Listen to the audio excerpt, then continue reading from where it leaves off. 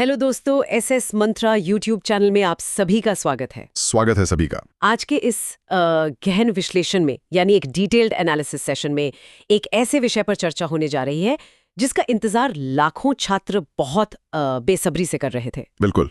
UP BEd entrance exam 2026 का full notification बिल्कुल आ चुका है और इस क्लास का मकसद इस नोटिफिकेशन की हर एक डिटेल, हर एक नियम को स्टेप बाय स्टेप एकदम क्लियरली समझना है। सही बात है, हर डिटेल समझना जरूरी है। हमारे पास एक बेहद विस्तृत सोर्स मटेरियल है। आज शिवांश मिश्रा सर की एक डिटेल्ड प्रेजेंटेशन है जो आज के इस विश्लेषण का मुख्य आधार बनेगी। लेकिन इससे पहले कि नोटिफिकेशन की टेक्निकल डिटेल्स में हम लोग उतरे, उस सबसे बड़े सवाल को उठाना जरूरी है जिसने पिछले कुछ महीनों से छात्रों के दिमाग में एक भारी कंफ्यूजन पैदा कर दिया है। और वो सवाल सच में बहुत बड़ा है। एकदम। सवाल ये है कि आखिर 1 साल वाली बीएड कोर्स और 2 साल वाली बीएड कोर्स में से छात्रों को क्या चुनना चाहिए। देखिए, ये सच में इस वक्त का सबसे बड़ा और सबसे महत्वपूर्ण सवाल है। इस क्लास को आगे बढ़ाने से पहले ये समझना बहुत जरूरी है कि विद्यार्थियों के सामने आखिर विकल्प क्या हैं और उन विकल्पों के दूरगामी परिणाम क्या हो सकते हैं। इस कंफ्यूजन को दूर करने के लिए इन दोनों कोर्सेज के फर्क को बिल्कुल शांत और विश्लेषणात्मक ढंग से समझना होगा। बिल्कुल। जैसा कि शिवांश मिश्रा सर ने बिल्कुल सही बताया अपनी प्रेजेंटेशन में, इस पूरे मुद्दे को 2 श्रेणियों में बांटा जा सकता है। एक है द सेफ ऑप्शन यानी सुरक्षित विकल्प, ओके। और दूसरा है द रिस्की ऑप्शन यानी जोखिम भरा विकल्प। अब विद्यार्थियों को यह तय करना है कि उन्हें करियर में सुरक्षा चाहिए या अनिश्चितता। चलिए इसको थोड़ा अनपैक करते हैं। सेफ ऑप्शन और रिस्की ऑप्शन, ये शब्द सुनते ही दिमाग में एक चित्र बन जाता है। अगर हम सबसे पहले 2 साल वाले बीएड की बात करें, जो कि सेफ ऑप्शन है, हाँ, जिसे सेफ ऑप्शन कहा गया है, तो इसके कई ठोस कारण नजर आते हैं। मुझे लगता है इसे सेफ इसलिए माना जा रहा है क्योंकि इसके साथ स्थिति बिल्कुल स्पष्ट है। पहला कारण तो यही है कि 2 साल बीएड का ऑफिशियल नोटिफिकेशन आ चुका है। एकदम क्लियर है सब। इसका मतलब है कि परीक्षा की तारीख, आवेदन की तारीख, सब कुछ पहले से तय है। दूसरा बड़ा कारण जो मुझे समझ आता है वो है सीट्स की उपलब्धता। हाँ, सीट्स काफी हैं। इस कोर्स में पर्याप्त यानी सफिशिएंट सीट्स मौजूद हैं। अगर कोई विद्यार्थी थोड़ी सी भी लगन से मेहनत कर ले तो एक अच्छी सीट पक्की कर सकता है। सही कहा। और तीसरा सबसे बड़ा कारण वैलिडिटी का है। 2 साल वाला बीएड की डिग्री टीजीटी, एलटी ग्रेड और शिक्षक भर्ती की सभी परीक्षाओं के लिए पूरी तरह से मान्य है। बिल्कुल मान्य है। जो नए छात्र हैं उनकी जानकारी के लिए बता दूं कि टीजीटी यानी ट्रेन्ड ग्रेजुएट टीचर, जो क्लास 9 और 10 को पढ़ाते हैं, और एलटी ग्रेड यानी लाइसेंशिएट टीचर, जो राजकीय इंटर कॉलेजेस में पढ़ाने के लिए पात्र होते हैं।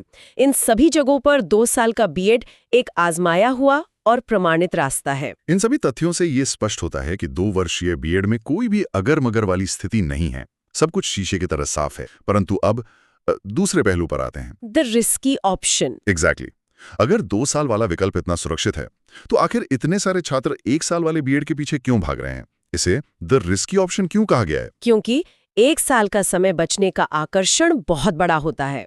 लेकिन यही आकर्षण इसे सबसे बड़ा जोखिम बनाता है। इसके रिस्क फैक्टर को 4 मुख्य बिंदुओं में समझा जा सकता है।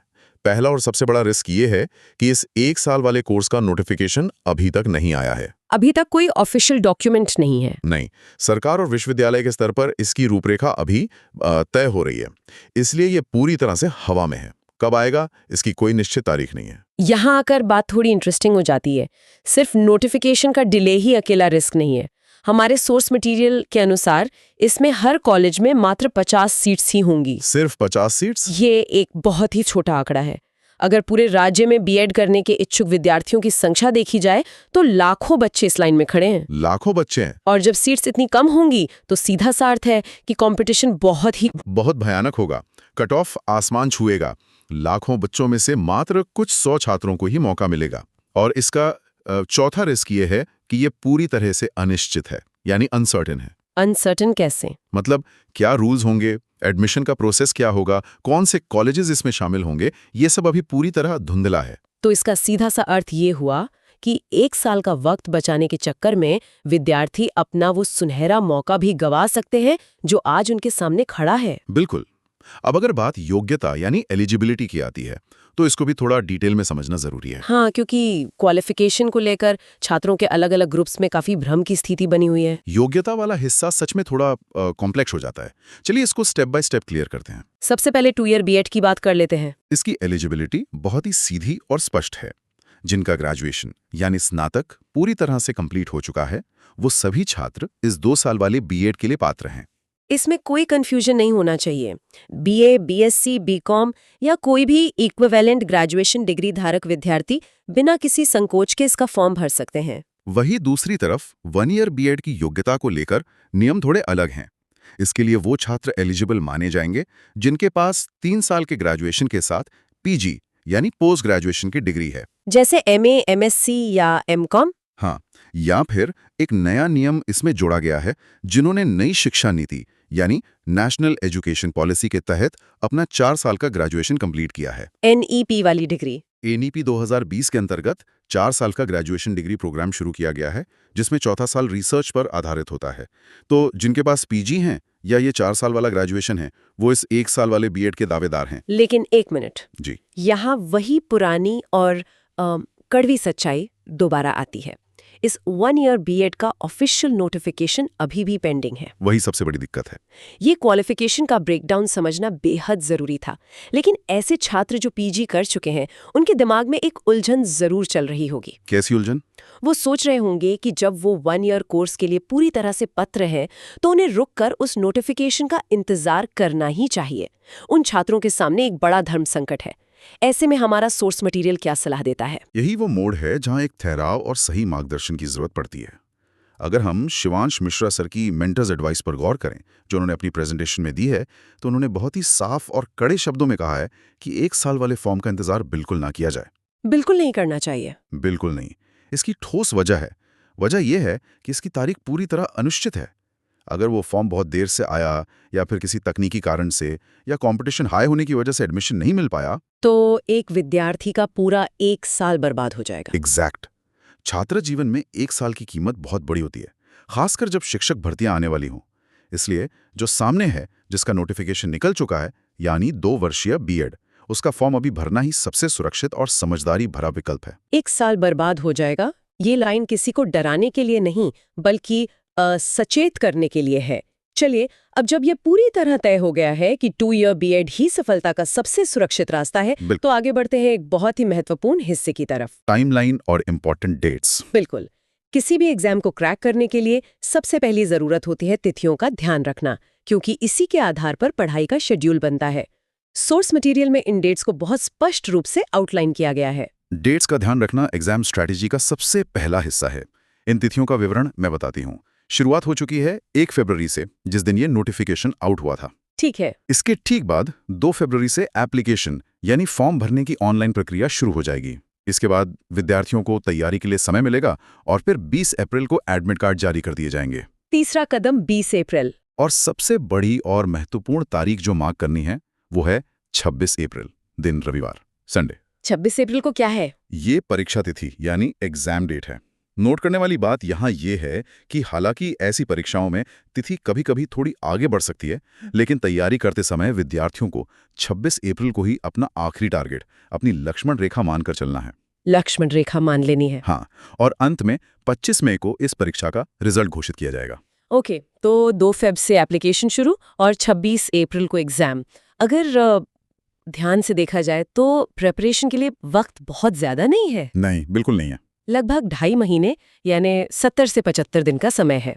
अब जब फॉर्म भरने की तिथियों की बात हो ही रही है, तो आवेदन शुल्क यानी एप्लीकेशन फी के स्ट्रक्चर को भी समझना जरूरी है। फीस का स्ट्रक्चर बहुत यूनिक है इस बार। हाँ, शिवांश मिश्रा सर के प्रेजेंटेशन में फीस को लेकर एक सेव मनी और लेट फाइन का बहुत ही प्रैक्टिकल कॉन्सेप्ट सिखाया गया है। आइए इस फीस स्ट्रक्चर के ब्रेकडाउन पर थोड़ी चर्चा करते हैं। फीस स्ट्रक्चर को मुख्य रूप से 2 टाइम फ्रेम्स में बांटा गया है, जो विद्यार्थियों को ये सिखाता है कि समय पर काम निपटाना कितना फायदेमंद होता है। पहला टाइम फ्रेम क्या है? पहला फेज शुरू होता है 2 फरवरी से और चलता है 5 मार्च तक। अगर छात्र इस शुरुआती दौरान अपना फॉर्म भरते हैं तो उन्हें सेव मनी वाला लाभ मिलता है। कितना सेव होगा? इस समय सीमा के भीतर जनरल यानी सामान्य, ओबीसी यानी पिछड़ा वर्ग और अदर स्टेट यानी अन्य राज्य के छात्रों के लिए आवेदन शुल्क 1650 रुपए तय किया गया है। 1650? वही एससी और एसटी कैटेगरी के छात्रों के लिए ये फीस थोड़ी कम, मात्र 850 रुपए रखी गई है। यहाँ एक तकनीकी पहलू को हाईलाइट करना बेहद जरूरी है। क्या है वो? अन्य राज्यों यानी उत्तर प्रदेश के बाहर से आने वाले सभी छात्रों को जनरल कैटेगरी में ही गिना जाएगा, चाहे वो अपने राज्य में किसी भी आरक्षित श्रेणी में आते हों। उन्हें 1650 रुपए ही देने होंगे। ओ, ये एक बहुत ही जरूरी डिटेल है अन्य राज्यों के कैंडिडेट्स के लिए। लेकिन मान लीजिए कोई छात्र आलस कर जाए, या सोचिए कि किसी डॉक्यूमेंट के बनने में देरी हो जाए और वो 5 मार्च तक फॉर्म ना भर पाए, तब क्या स्थिति बनेगी? तब लगता है लेट फाइन। ये लेट फाइन का दंडा कितना भारी पड़ने वाला है? काफी भारी पड़ेगा। अगर 5 मार्च की डेडलाइन निकल जाती है तो उसके बाद फॉर्म भरने पर एक भारी पेनल्टी देनी पड़ेगी। आंकड़े इस बात को पूरी तरह स्पष्ट करते हैं। 5 मार्च के बाद जनरल, ओबीसी और अदर स्टेट कैटेगरी के छात्रों के लिए फीस 1650 से बढ़कर सीधे 2000 रुपए हो जाएगी। सीधे 2000? इसका अर्थ है 350 रुपए की डायरेक्ट पेनल्टी, या कह लीजिए आलस का जुर्माना। वहीं एससी और एसटी कैटेगरी के छात्रों के लिए फीस 850 से बढ़कर 1000 रुपए हो जाएगी, जिसका अर्थ है 150 रुपए की पेनल्टी। 350 रुपए एक विद्यार्थी के जीवन में छोटी रकम नहीं होती है। बिल्कुल नहीं होती। इस रकम में तैयारी के लिए एक अच्छी प्रैक्टिस बुक खरीदी जा सकती है। इसलिए समझदारी इसी में है कि 10 फरवरी आते ही शुरुआती 1 या 2 दिनों में ही अपना आवेदन पूरा कर लिया जाए, ताकि पैसे और आखिरी दिन के सर्वर डाउन होने वाले मानसिक तनाव दोनों से पूरी तरह बचा जा सके। सही बात है। एकदम सटीक सलाह। टाइम और मनी दोनों की बचत। अब आते हैं इस क्लास के उस हिस्से पर जो एक्चुअल में तय करेगा कि बीएड कॉलेज में सीट मिलेगी या नहीं। परीक्षा पैटर्न। हाँ, परीक्षा पैटर्न यानी एग्जाम पैटर्न का गहन विश्लेषण। ये एंट्रेंस एग्जाम बुंदेलखंड यूनिवर्सिटी द्वारा संचालित किया जा रहा है। इस परीक्षा की आखिरी रूपरेखा क्या होगी? देखिए, अगर एग्जाम स्ट्रक्चर की बात करें तो ये किसी मैराथन दौड़ से कम नहीं है। इस पूरे एग्जाम को एक ही दिन में संचालित किया जाएगा, जिसमें कुल 2 शिफ्ट्स होंगी। एक दिन में 2 शिफ्ट्स? मॉर्निंग शिफ्ट और आफ्टरनून शिफ्ट। कुल अवधि की बात करें तो छात्रों को पूरे 6 घंटे एग्जाम हॉल में बिताने होंगे। 6 घंटे यानी 3 घंटे की पहली शिफ्ट, फिर एक छोटा सा ब्रेक और फिर 3 घंटे की दूसरी शिफ्ट। पेपर का टाइप पूरी तरह से ऑब्जेक्टिव होगा, जिसमें मल्टीपल चॉइस क्वेश्चंस पूछे जाएंगे, जहां एक सवाल के 4 विकल्प होते हैं। मार्क्स कैसे निर्धारित हैं? हर एक प्रश्न का सही उत्तर देने पर विद्यार्थी को 2 मार्क्स प्रदान किए जाएंगे। ये 6 घंटे का लंबा पैटर्न छात्रों के बैठने का धैर्य, उनकी कंसंट्रेशन पावर और उनके विषय ज्ञान तीनों की कड़ी परीक्षा लेता है। 6 घंटे एक ही दिन में फोकस बनाए रखना आसान नहीं होता। लेकिन इस ऑब्जेक्टिव पैटर्न में एक और बड़ा खतरा छिपा होता है, जिस पर अक्सर ध्यान नहीं जाता, और वहीं पर सबसे ज्यादा गलतियां होती हैं। आप नेगेटिव मार्किंग की बात कर रही हैं? हाँ, नेगेटिव मार्किंग का नियम। नेगेटिव मार्किंग के इस मैथमेटिकल खेल को थोड़ा आसान भाषा में समझना जरूरी है, क्योंकि ये एक ऐसा फैक्टर है जो पूरी मेरिट लिस्ट को पलट सकता है। बहुत ही महत्वपूर्ण बिंदु है ये। नेगेटिव मार्किंग इस एग्जाम का वो टर्निंग पॉइंट है जो किसी भी विद्यार्थी की रैंक हजारों नंबर ऊपर या नीचे कर सकता है। आमतौर पर एग्जाम्स में कितनी नेगेटिव मार्किंग होती है? आमतौर पर एग्जाम्स में 1/4 यानी 1/4 नेगेटिव मार्किंग होती है, लेकिन इस यूपी बीएड एंट्रेंस एग्जाम में नेगेटिव मार्किंग 1/3 यानी 1/3 रखी गई है। 1/3? ये थोड़ी ज्यादा खतरनाक होती है। काफी खतरनाक होती है।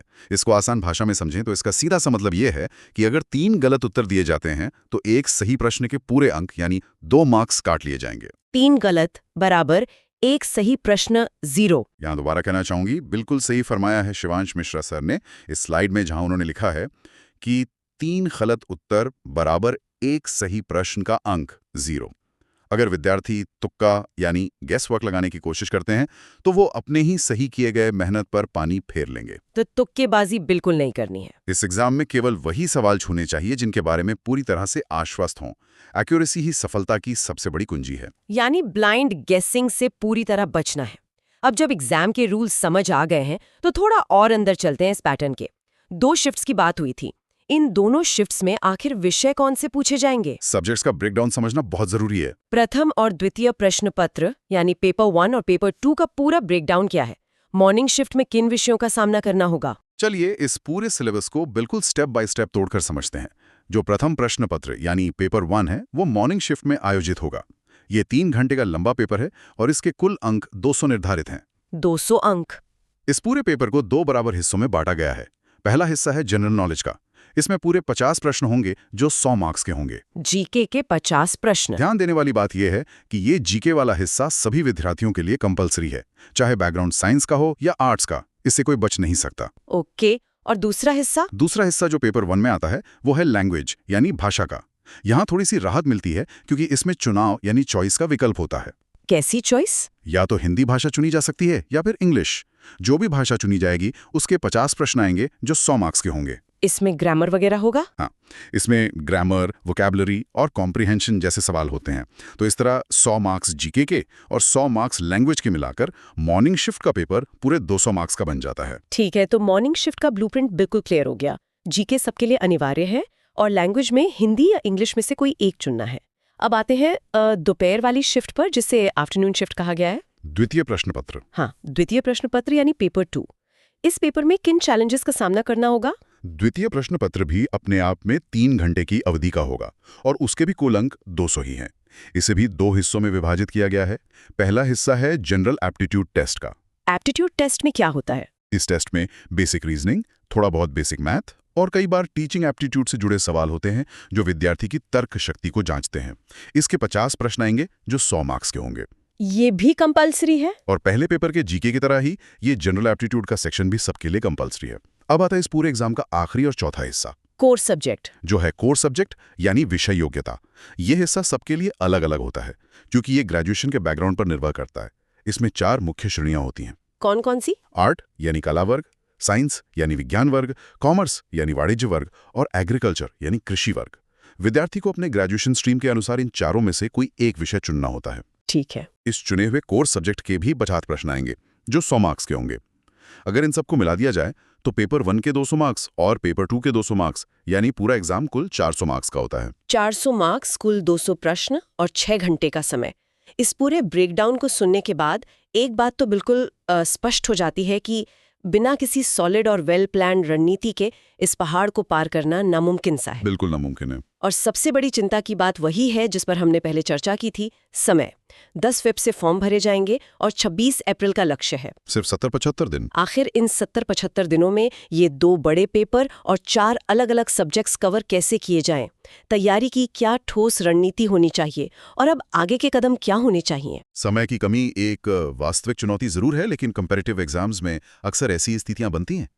अगर एक ठीक रणनीति और सही रिसोर्सेज का इस्तेमाल किया जाए तो इस कम समय में भी लक्ष्य हासिल किया जा सकता है। तो आप इस डीप डाइव के अंत में पहुंचकर जब सब कुछ क्लियरली अनपैक हो चुका है, हाँ, सब डिटेल सामने है, फॉर्म के डेट से लेकर नेगेटिव मार्किंग और प्रिपरेशन स्ट्रैटेजी तक, तो उन छात्रों के लिए क्या आखिरी संदेश या मार्गदर्शन है जो नोटिफिकेशन आने के बाद अब सीरियसली अपनी पढ़ाई शुरू करने जा रहे हैं? उन्हें आखिर स्टेप बाय स्टेप अब क्या करना चाहिए?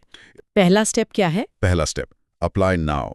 जैसे ही 2 फेब आती है, बिना आखिरी तारीख का इंतजार किए लेट फाइन और सर्वर डाउन जैसे इशू से बचने के लिए 2 ईयर बीएड का फॉर्म तुरंत सबमिट करें। ठीक है। दूसरा स्टेप? दूसरा स्टेप, स्टार्ट प्रेप और स्टे फोकस्ड। अपना एकमात्र टारगेट सिर्फ और सिर्फ 26 अप्रैल की तारीख को बनाएं। सिलेबस का प्रिंट आउट निकालें, स्टडी प्लान बनाएं और आज से ही तैयारी शुरू कर दें। क्या बात है। इस पूरी यात्रा के दौरान अगर किसी भी विद्यार्थी को कोई डाउट होता है तो वो कमेंट सेक्शन में पूछ सकते हैं, जहां डाउट क्लियर करने का पूरा प्रयास किया जाएगा। एकदम क्रिस्टल क्लियर एक्शन प्लान और एक शानदार डीप डाइव।